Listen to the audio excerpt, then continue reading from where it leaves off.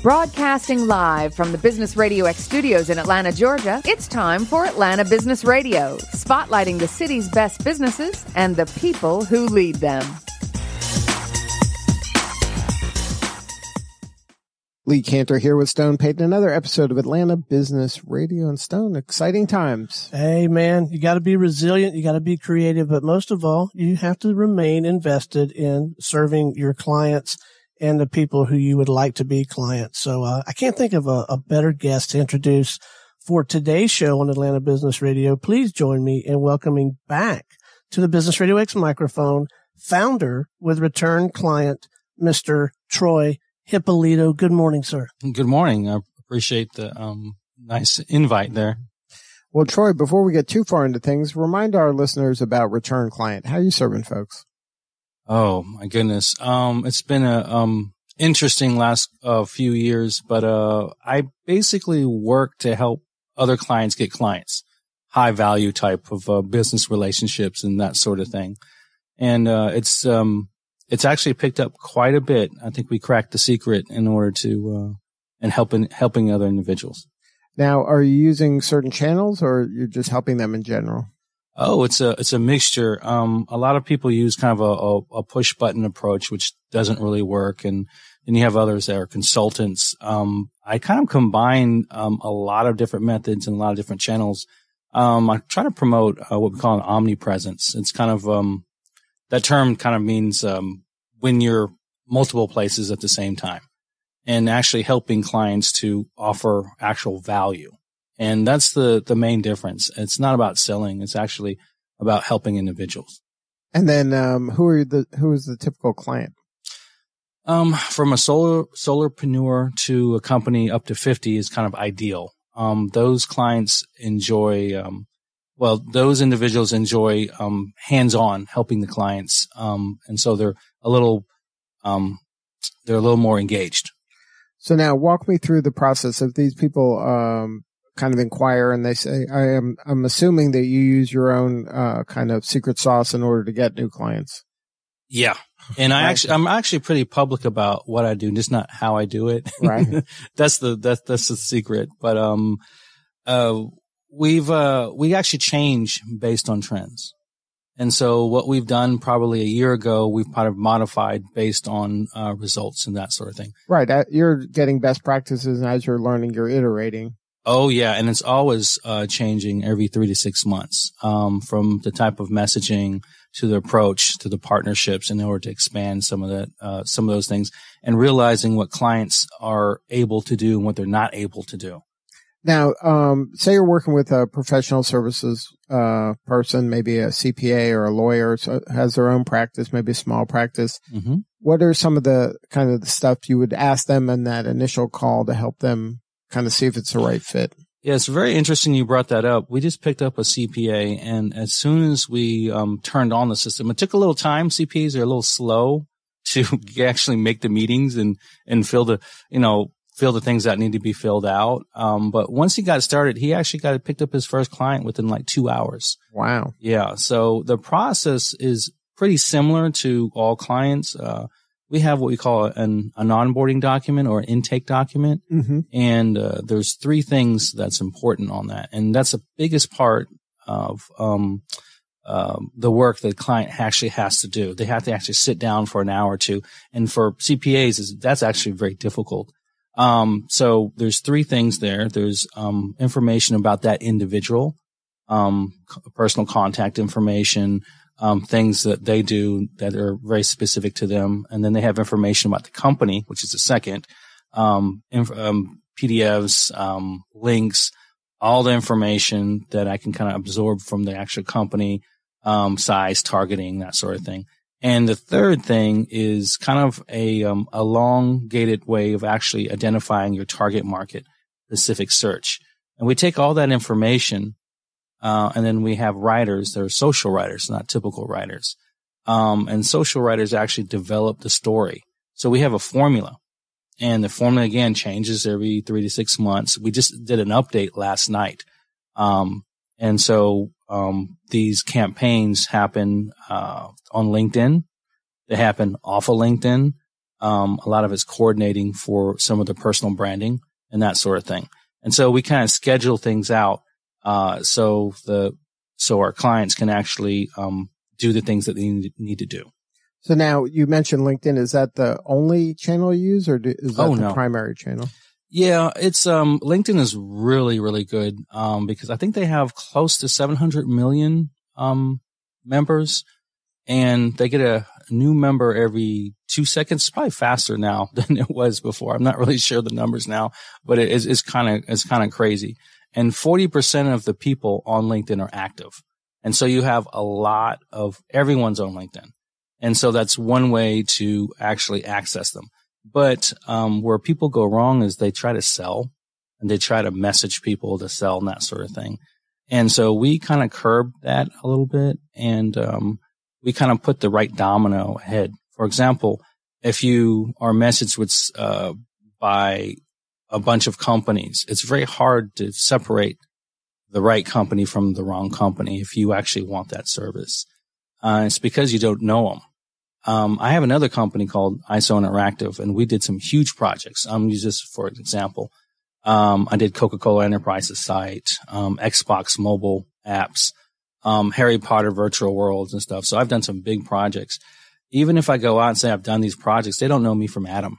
So it's really hard for them to make a decision to want to work with me as a company. And so what we do is we concentrate on offering value. And one way to offer value is actually to do personal branding. So personal branding there are things like, how do I get my face in front of people? And it's video. So video is king in a lot of ways, videos and podcasts and that sort of thing.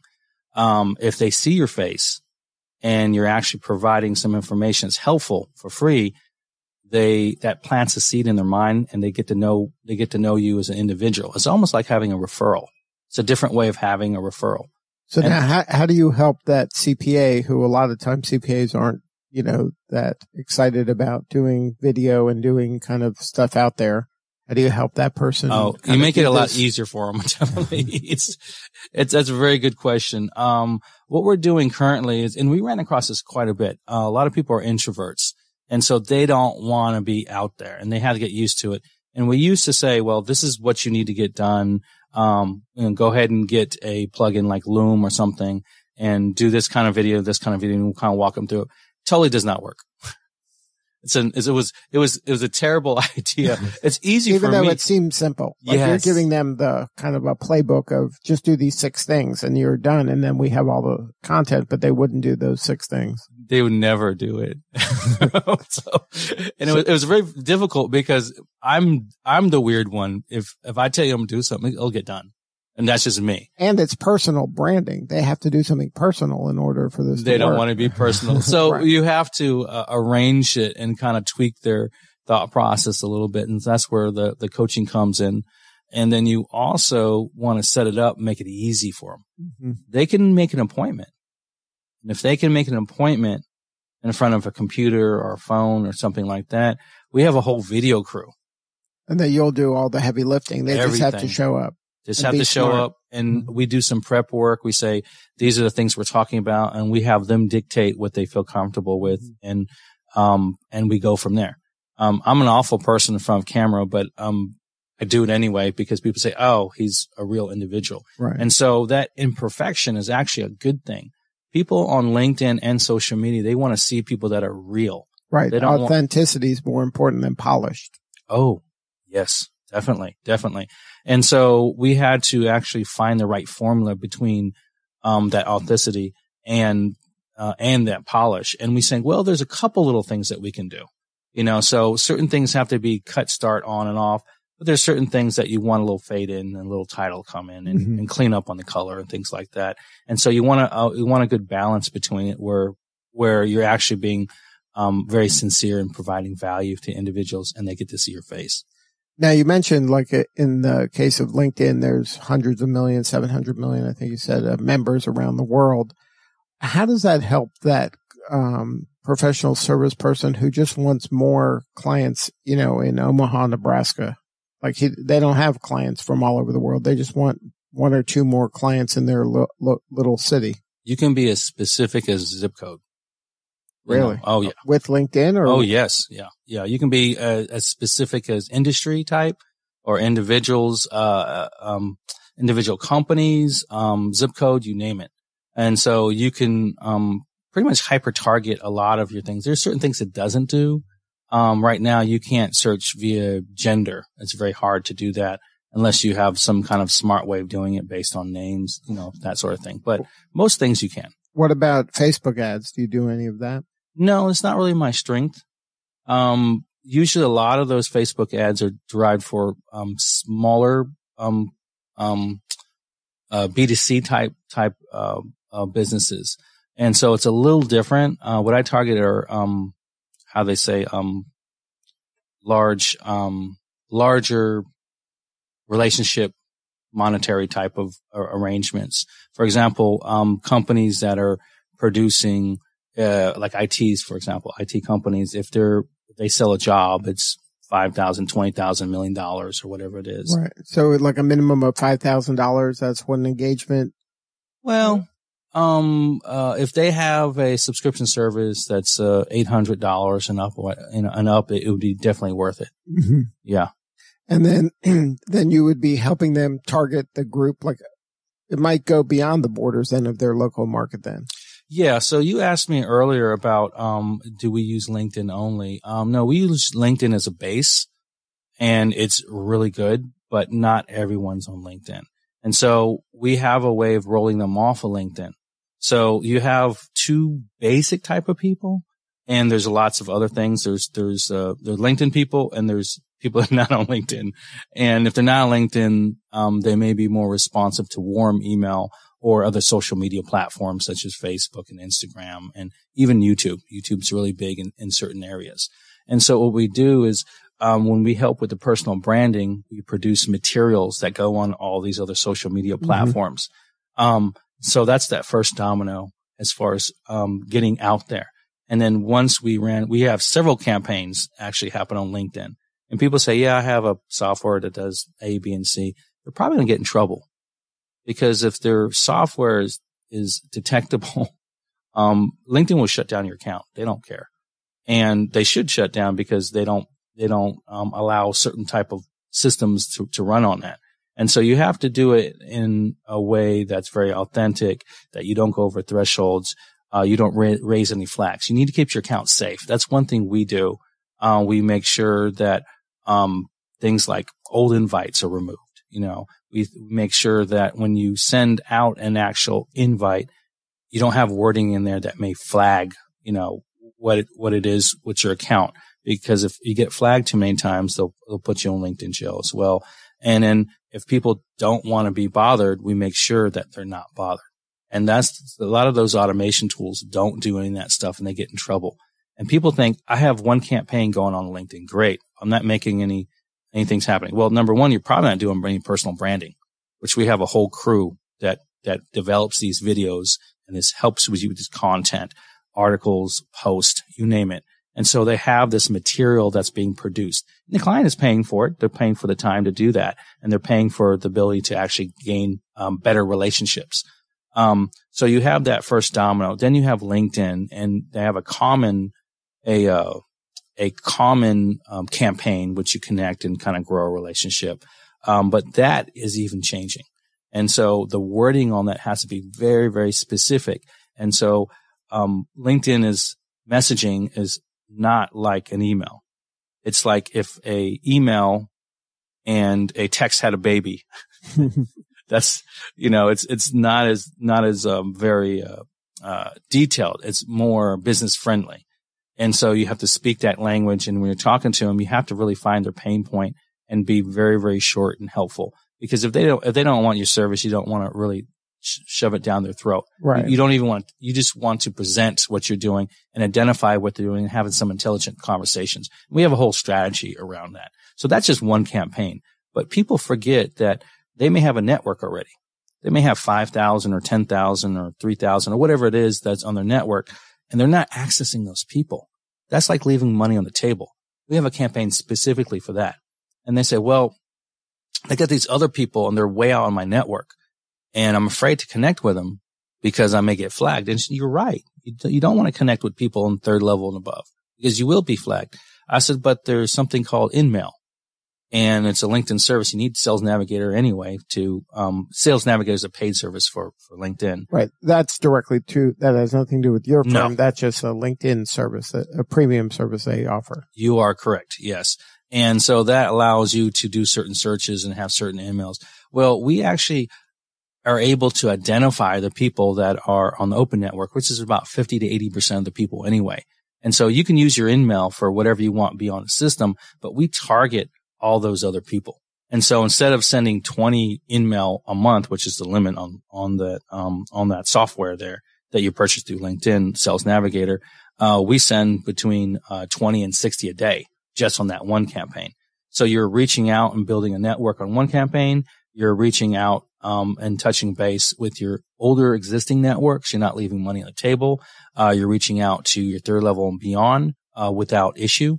And we have formulas that actually work really, really well. And you say, well, you know what? They connected with me, but they really didn't talk to me. I sent them a few messages. What do? Well, there may not be LinkedIn people. They may have connected with you and they see those messages come in through email, but those are LinkedIn messages and they'll ignore those. So we'll roll that into a warm email drip. And the first thing that it says is, after 30 days, if they haven't contacted you, it's usually all right. Unless you're in, I think Canada, you can't do that because of the rules and laws. But if they've connected with you, they probably connected you for a reason.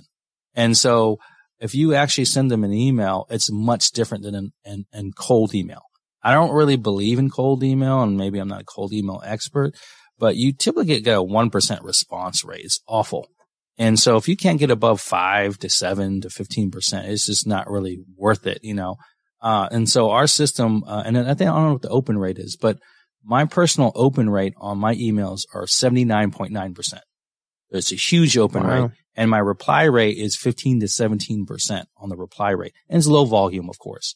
So you're only identifying the people who, number one, have connected with you on LinkedIn, and number two, who haven't really responded to you within a month, which is a reasonable amount of time.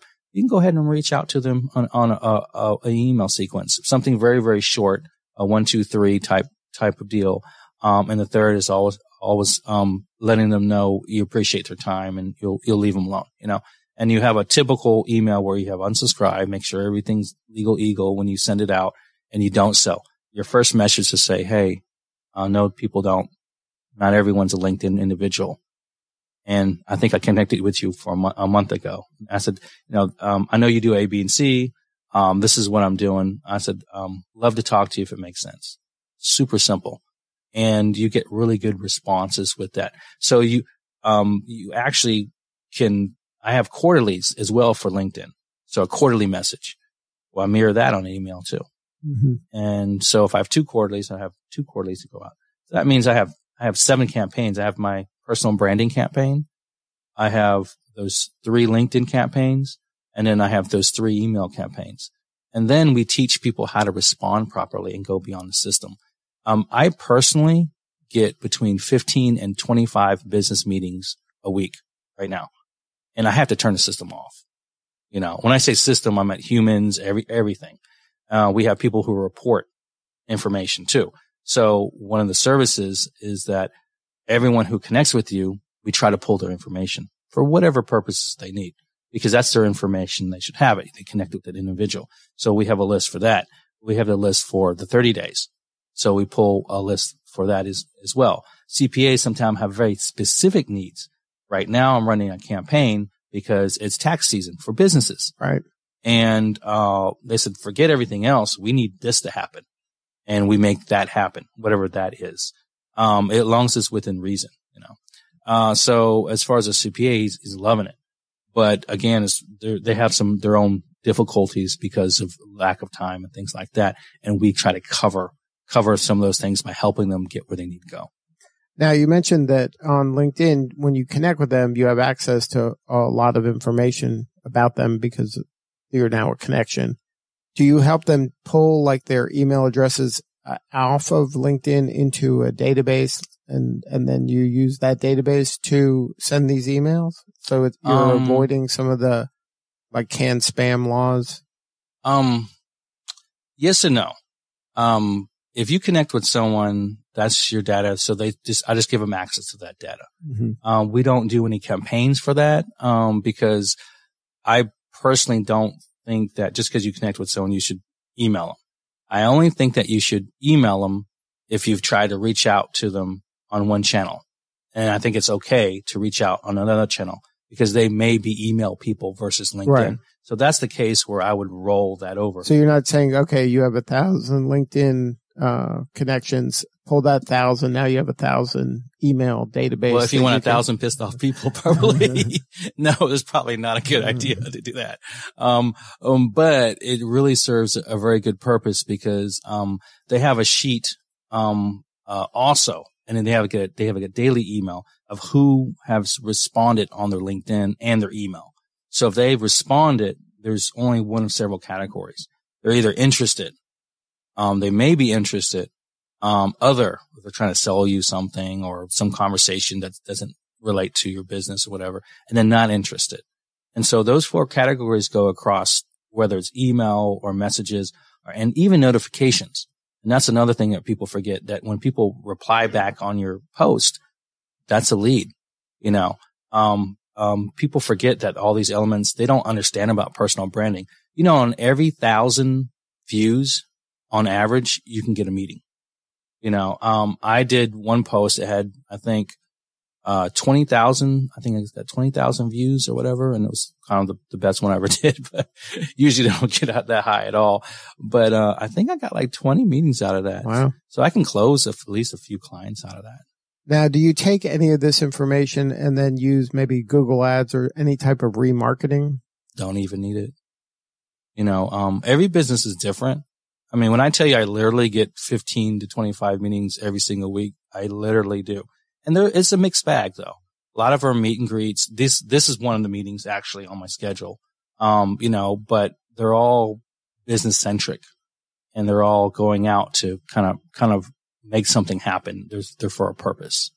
So now for you, you're setting these meetings to get more ISO business, or you're getting more return client business, or both? Yeah, I'm getting both. I'm not really targeting on the IT stuff. I have a whole team that takes care of a lot of that, but I averagely get about 2 projects on the ISO side and about 3 on the return client side. And they're smaller IT projects and things like that. It works out really well. And there's a lot of other strategies too, but we don't have all day. So now, what's the pain that CPA is having, or that professional service person's having, that return clients the solution? Well, a lot of them are dry as toast, which is a good thing because if they're really dry, they're probably really good at their job. Mm-hmm. But the bad thing is that people, they're super introverted and they need to get out there to see that. People like to see introverted people because they speak in a way that makes people listen. And so you have to get it out of them. And that's the thing that's, that we help the most.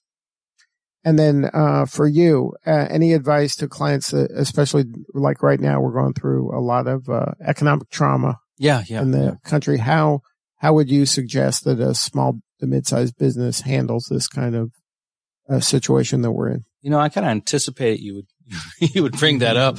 I think it's a very interesting time. And so where some clients are actually pulling back budgets, that's the opposite of what they should do. Where are they at? Home. What's in front of them? A computer. You think they're going to go on social media? Oh yeah. They're going to go on all sorts of places. And so right now is actually the time to pour money into that. Because if you slow down now to get up to speed later, you're going to run a rat race, which you don't want to be in. And so instead of actually holding back, you actually have to push forward to this time because there's lots of opportunities. And which might feel counterintuitive. Not to me, but yeah, I imagine to most people. But it to me is just it's kind of crazy. Like, why would you? I had one client say, "Oh, our funding was halted." I said, "That's ridiculous." But I have 3 other clients that I need to get this started now. And so it kind of evens off a little bit, and I actually get more because people are, I don't chase people anymore. So that's where you want to be at, where you don't have to chase people coming to you. I got a text Sunday night. I need a meeting with you. Someone had talked to me 3 weeks ago. I don't know who it was, and I'm looking it up. I said, oh, okay. This person's legit. Okay, sure. And I manually set a meeting up, and I said, the chance of that person converting over 1 or 2 meetings, much higher than me going out and asking someone if they need those services. Good stuff. Well, Troy, great advice as usual. And if somebody wanted to learn more, what are the coordinates? Oh, it's just go to ReturnClient.com, and there's a little schedule button on the top right. Pretty easy. And then on the website, is there any kind of information that just helps people out, or they got to kind of contract with you in order to get some of the brilliance that comes out of your mouth? Yes and yes. So the site is it's a one-pager. It speaks very clearly on the story.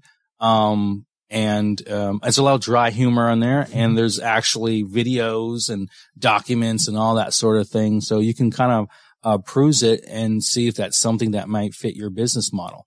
And if it does, schedule an appointment. Good stuff. Well, thank you again for sharing your story. Yep. Thank you very much. Appreciate it.